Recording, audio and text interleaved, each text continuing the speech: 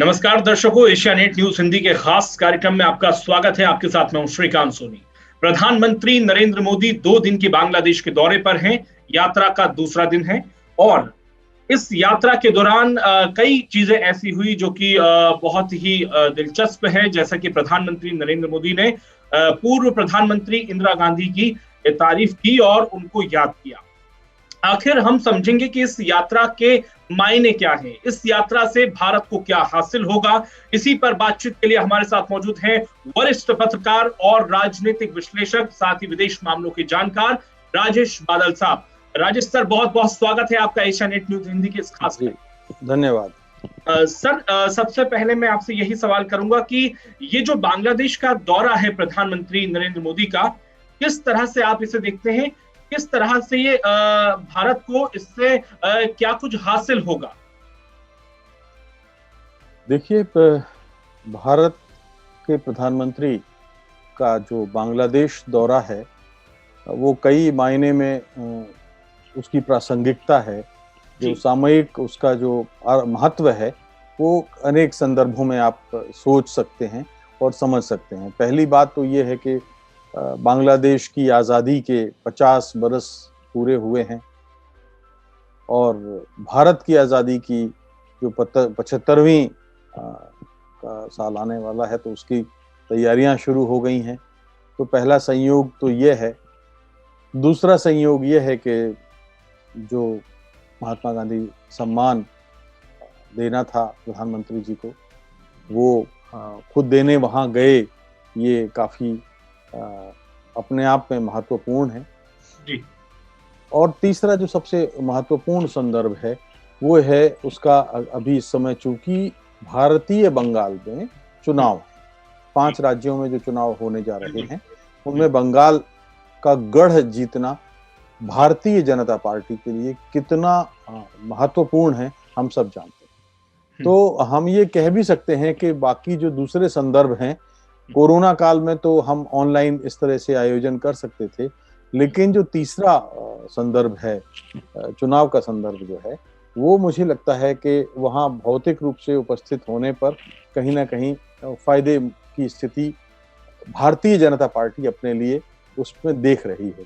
किस तरह हम जानते हैं कि फायदा होगा? बंगला भाषी हैं, वो अपनी भाषा को लेके बहुत संवेदनशील होते हैं जी। और बंगाल के लोग इस नजरिए से बांग्लादेश के साथ बहुत ही सेंटीमेंट्स उनके जुड़े हुए हैं, क्योंकि बांग्लादेश की जो राष्ट्रभाषा है वो बंगला है जी। और कम लोग ये जानते हैं कि जो हमारे गुरुदेव रविंद्रनाथ टैगोर रहे हैं, जिन्होंने हमको हमारी नेशनल एंथम दी है,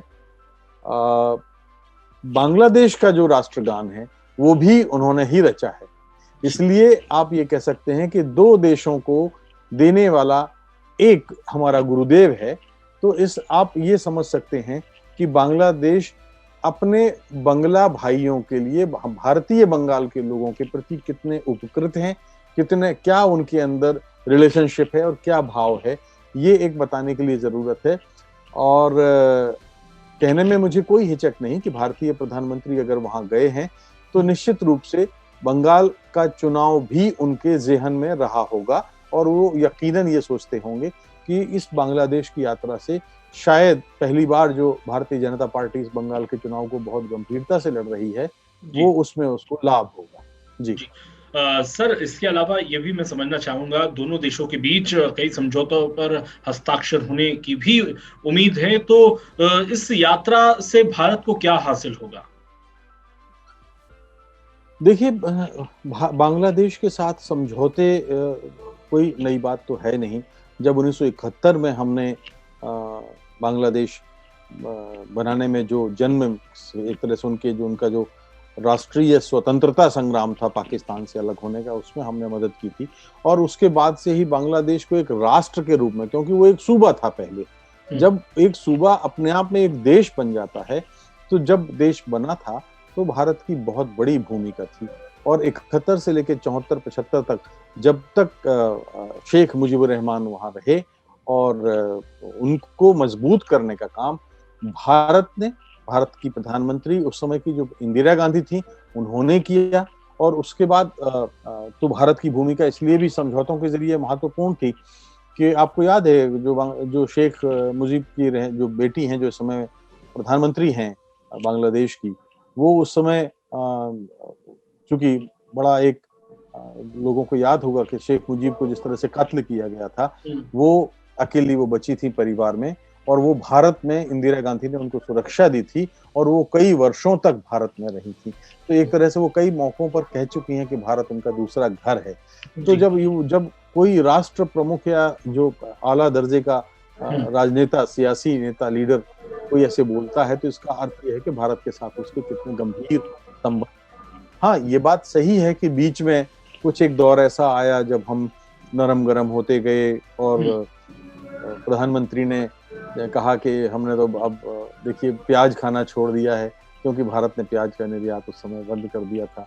तो कई बीच में नरम गरम रिश्ते होते रहे, लेकिन अंततः ये सच्चाई है कि बांग्लादेश भारत के साथ मिलकर ही मजबूत हो सकता है। और चूंकि आधा बांग्ला भाषी बहुत बड़ी आबादी भारत में है, तो भारत के लिए भी बांग्लादेश का ख्याल करना उतना ही जरूरी है। हमें अपनी ये विदेश नीति में बहुत सावधान, सतर्क और संवेदनशील होना चाहिए।